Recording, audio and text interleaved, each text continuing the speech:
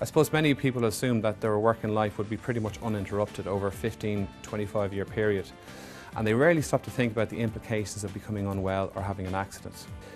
Similarly, when we speak to our clients about their largest assets, most people would say it's their family home or it's their business, where, as advisors, we would strongly disagree and argue it's their income. If you looked at somebody who was 40 years old and earning a salary of 60,000 over 25 years, this would total almost 1.5 million euros in earnings. If that was indexed for inflation, that figure would be close to 2.1 million euros. So it's a substantial sum of money to be protecting.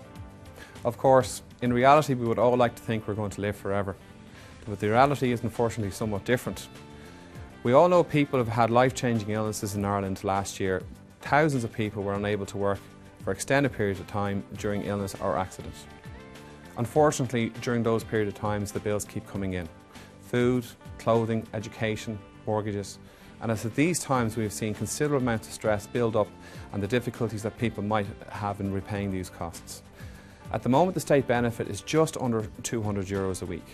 Would you be able to pay off a mortgage with that figure? Could you pay off a car loan? Could you pay for food? It's highly unlikely that that figure would be sufficient for the average family to live on a weekly basis. More worryingly, however, that benefit is only payable to people on PAYE employment. Anybody who's self-employed or company director, by and large, is not entitled to that benefit, and a huge amount of people are simply unaware of that fact.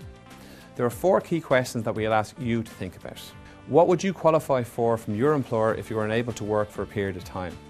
Would he pay you a benefit? Or are you actually 100% certain would he pay you a benefit at all? Would you qualify for a state benefit if you were unable to work? Remembering most self-employed people and company directors qualify for no state benefit whatsoever. What bills would continue to mount irrespective of your ability to earn a living? What savings have you got in place and how long would it take for those bills to eat into those savings? If you would like to find out more about income protection, why not call myself or one of my colleagues here in HMP, and we'd be more than happy to advise you of your options. We look forward to hearing from you soon.